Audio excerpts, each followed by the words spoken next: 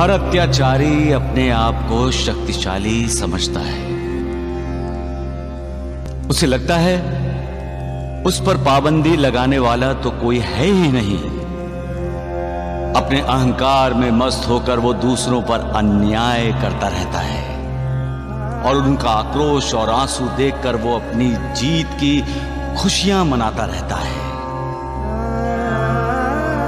इस तरह अपनी आत्मा को मलिन करते हुए परमात्मा को भूल जाता है। वो ये भूल जाता है कि मालिक सर्वशक्तिमान है। अपनी खुद की अदालत का न्यायाधीश बनकर वो ये भूल जाता है कि सर्वश्रेष्ठ अदालत तो मालिक की होती है, जिसमें हर किसी का न्याय किया जाता है। जो मालिक को भूल जाते हैं वो अपराधी हैं, कृतज्ञ हैं और उन्हें अपने अपराध का दंड मिलता है। जहां वो राजा था वहीं उसे गुलाम बनना पड़ता है। अत्याचार करने वाले को खुद अत्याचार से पीड़ित होना पड़ता है। दूसरों को बेबस और लाचार बनाने वालों को खुद बेबस और लाचार बनना पड़ता है। दूसरों को आक्रोश करते देख, आंसू बहाते देख, खुश होने वाले को खुद आंसू बहाने पड़ते हैं। और जब वो आक्रोश करता है तो उसके आक्रोश की तरफ ध्यान देने वाला कोई नहीं होता। उस निर्दयी पर कोई दया नहीं दिखाता। जब उसका अहंकार, उसका गुरूर चकनाचूर हो जाता है तब उसे मालिक की याद आती है और अपनी गलतियों के लिए वो मालिक से दया की भीख मांगता है। लेकिन इंसान ऐसा अपराध करता ही क्यों है? क्यों दूसरों को पीड़ा देता है? क्यों अत्याचार करता है? क्यों भूल जाता है कि हम सब उसी मालिक के अंश हैं? हमें दूसरों के आंसू पोंछने चाहिए। जब हम ऐसा करेंगे तो मालिक को प्रसन्न करने के लिए हमें किसी तपस्या की जरूरत नहीं होगी। मालिक खुद ब खुद प्रसन्न होगा और हमारा उद्धार करेगा। इसलिए कहता हूं, लोगों का भला करो, तुम्हारा भी भला होगा। सबका मालिक एक। इंसान में एक बच्चा छिपा होता है। इसलिए मुझे जनी के साथ बच्चा बनने में बहुत मजा आया। जनी की डांट मुझे अच्छी लगती थी। जब जनी मुझे मां बनकर मुझे समझा रही थी तब मुझे अपनी बाइजा मां याद आई।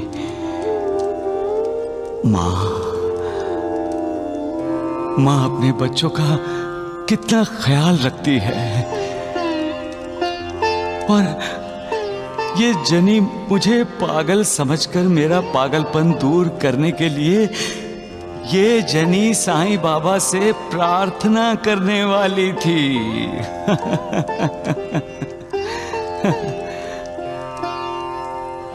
जनी जैसे निष्पाप बच्चों में मालिक निवास करता है और जहां मालिक होता है वहां उसके साथ सुख, समाधान, ऐश्वर्य, संपदा, आरोग्य हमेशा होते हैं। प्राणी में, हर जीव में मैं हूं, क्योंकि मैंने ही ये विश्व चराचर व्याप्त किया है। अगर साईं बाबा शिरडी में ही है तो हमें वो दिखाई क्यों नहीं दे रहे? मन की आंखों से देखो। जब तुम श्रद्धा और भक्ति की आंखों से देखोगे तभी तुम्हें मेरा दर्शन होगा। कहाँ होंगे साईनाथ? मालिक को पाना है तो पूरी तरह संपूर्ण उनका शरणागत बनना होगा। अहंकार को त्याग, सदैव मालिक का ध्यान करना होगा, उसे स्मरण करना होगा। भक्ति में इतनी शक्ति होती है कि स्वयं शक्तिदाता मालिक ही ऐसे भक्तों का दास बन जाता है। जन्म में बुरे कर्म किए थे, उसके भोग लिए हैं तुमने। इतना याद रखना कि मालिक ने मुंह इसलिए नहीं दिया है कि तुम किसी का अपमान करो, बुराई करो या किसी को गालियां दो। हमें जो मुंह दिया है वो मालिक का गुणगान करने के लिए दिया है, मालिक का नाम स्मरण करने के लिए दिया है। ये जो आंखें दी हैं वो किसी को नफरत या क्रोध से देखने के लिए नहीं, बल्कि मालिक के दर्शन करने के लिए दी हैं। ये जो 2 हाथ दिए हैं वो किसी पर अत्याचार करने के लिए नहीं दिए हैं, हाथ जोड़कर मालिक की भक्ति करने के लिए दिए, उसे नमस्कार करने के लिए दिए। और पैर किसी को लात मारने के लिए नहीं, बल्कि मंदिर जाने के लिए, तीर्थ यात्रा पर जाने के लिए दिए हैं। गर्दन विनम्र होकर झुकाने के लिए दिया है, ना कि अहंकार से सिर उठाने के लिए। 2 कान से हमें मालिक का नाम सुनना है, बुरी बातें नहीं, समझे? ए जनी तो दादोबा का सारा दुख, सारी तकलीफें अपने ऊपर लेने को तैयार है। बेबस और लाचार लोगों के मददगार बनो दादोबा। जो तुमने भुगता है उसे ध्यान में रखते हुए उनकी जिंदगी की मुश्किलें आसान करने की कोशिश करो। सबका मालिक एक। जो इंसान दूसरों पर अन्याय अत्याचार करता है वो इंसान खुद को बहुत ताकतवर समझता है। वो अपने अहंकार में इतना डूब जाता है कि उससे लगता है उसे देखने वाला और उसे रोकने वाला कोई भी नहीं है। वो खुद को भगवान मानता है। वो सब पर बस अपनी हुकूमत चलाना चाहता है। जब किसी गरीब, लाचार, असहाय इंसान को दुख देकर उसकी आंखों में आंसू लाता है, तब उसमें वो अपनी जीत समझता है। ऐसे ही वो खुद की आत्मा को खुश कर परमात्मा को भूल जाता है। वो ये भी भूल जाता है कि भगवान सबसे अधिक शक्तिमान है। हम यहाँ की अदालत से तो बच सकते हैं, लेकिन भगवान की अदालत से हमें कोई नहीं बचा सकता। वहाँ हर किसी का न्याय बराबर होता है। वहाँ हमारे सारे किए गए अपराधों की सजा हमें जरूर मिलती है, क्योंकि हम सबसे छुप तो सकते हैं, लेकिन भगवान से कुछ भी नहीं छुप सकता। अब जब आप किसी पर अत्याचार करोगे, किसी के बेबसी और लाचारी का उठाओगे, किसी के आंखों में आंसू लाओगे और किसी को दुख देकर आप खुश होगे, तो आपके जीवन में भी बहुत दुख आएंगे।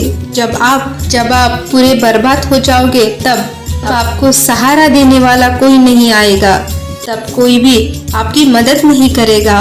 तब आप मदद की कितनी भी भीख मांगो, लेकिन फिर भी कोई मदद नहीं करेगा। इसलिए सबके साथ अच्छा व्यवहार रखो।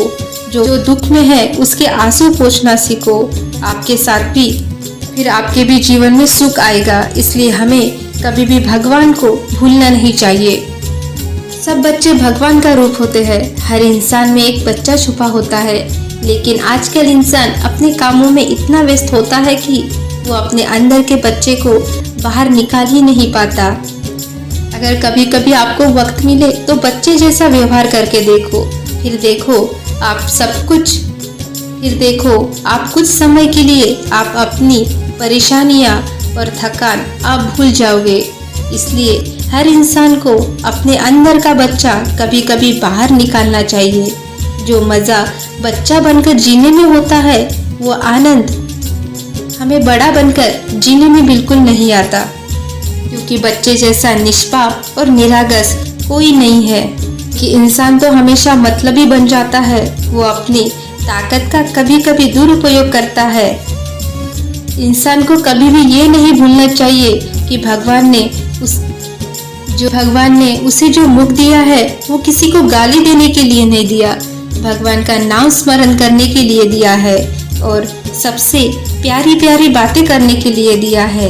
भगवान ने किसी को पैर दिए हैं तो लात मारने के लिए नहीं दिए, चलकर भगवान के दर्शन के लिए मंदिर जाने के लिए दिए हैं।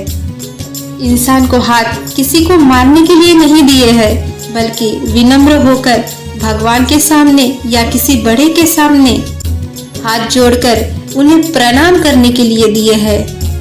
इसलिए कभी भी इंसान को अपने गुणों पर घमंड नहीं होना चाहिए। भगवान ने जो कुछ भी दिया है उसका सदुपयोग करो, दुरुपयोग नहीं। उम्मीद करते हैं कि आपको हमारा वीडियो पसंद आया हो, तो चैनल को लाइक, शेयर और सब्सक्राइब करें और कमेंट बॉक्स में ओम साईं राम जरूर लिखें। वीडियो को अंत तक सुनने के लिए धन्यवाद। आपका दिन शुभ हो।